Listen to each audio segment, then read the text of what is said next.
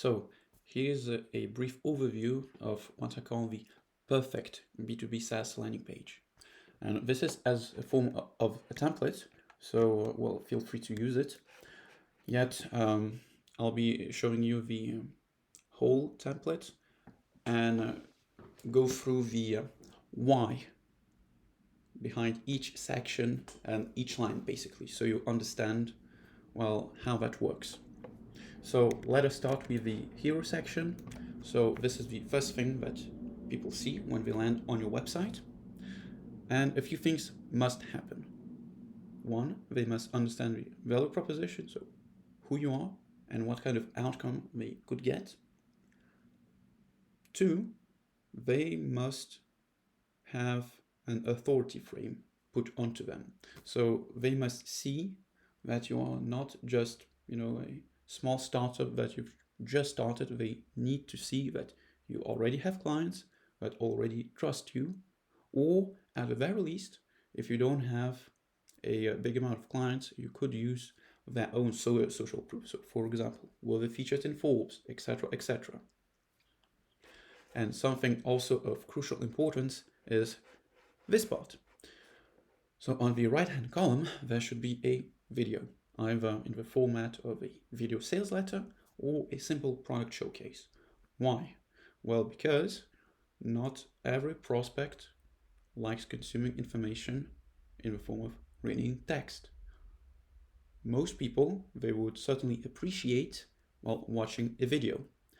Plus, them watching a video means that you have a chance to build a more intimate connection with them. So they could hear your voice, potentially see you talk, and most importantly, see the product. So what they are potentially buying.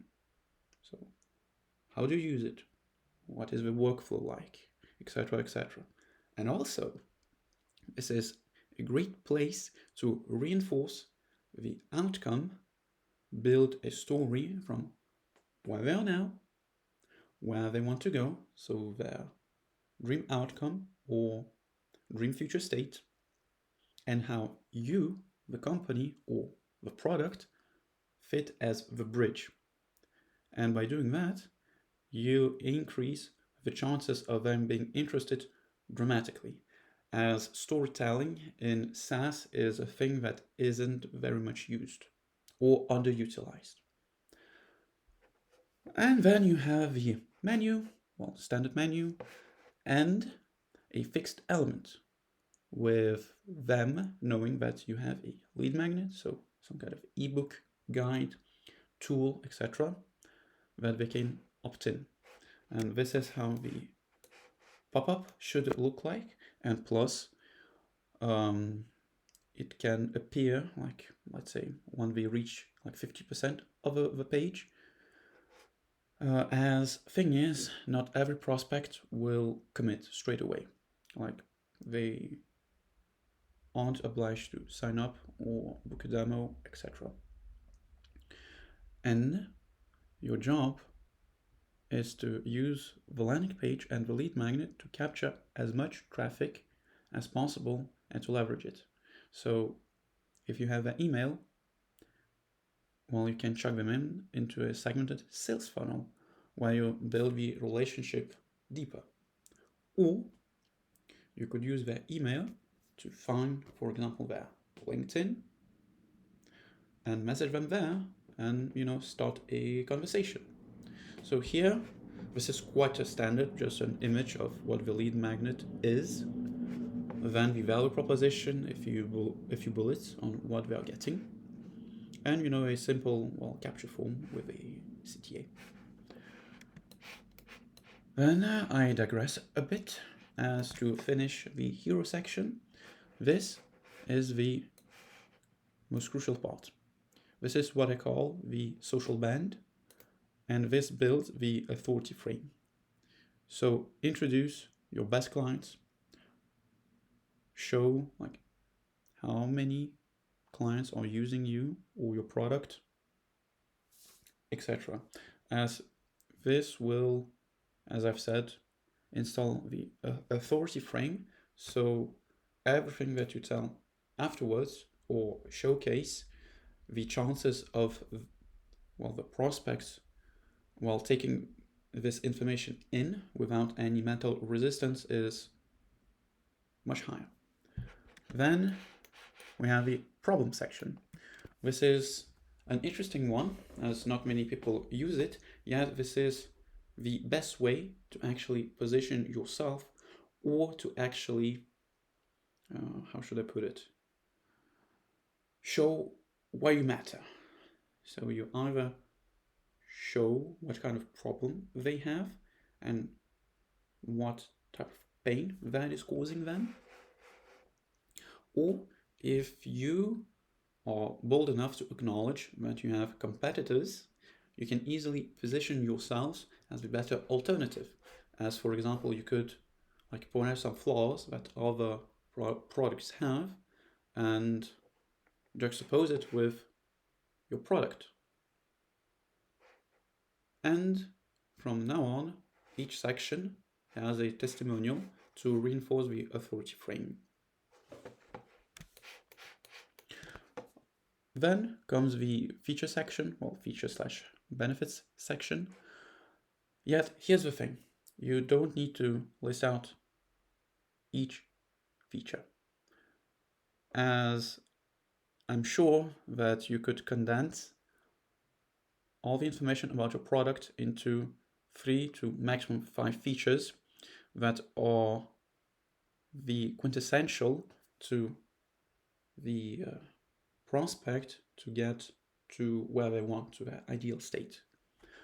So as I've said, a bunch of bullets, the product image, ideally going over or showing them the exact feature, and buttering it up with testimonials along the way to continue that authority frame. Then at this stage, the prospect understood what you're about and what they are getting, and if they haven't committed, then it is logical to assume that they want to see, let's say, proof that other people got it.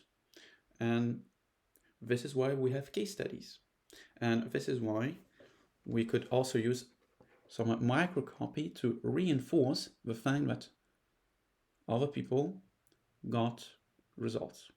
So X amount of clients got XYZ results, or X amount of clients saved for example X amount of hours or X amount of money, etc. Yet if they continue further, then this means that you need to push them a bit into actually committing to either a sign up or a demo call. So this is why I call this the final push. So you need to remind them what they are getting in terms of transformation, in terms of benefits, and why that matters to them, and reinstate the risk reversal section of your product/offer.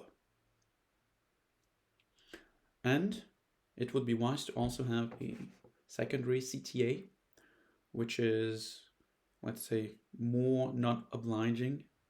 So for example, it could be to start a chat with customer support or with the sales team, etc. And if they are still here, then they must have a bunch of questions.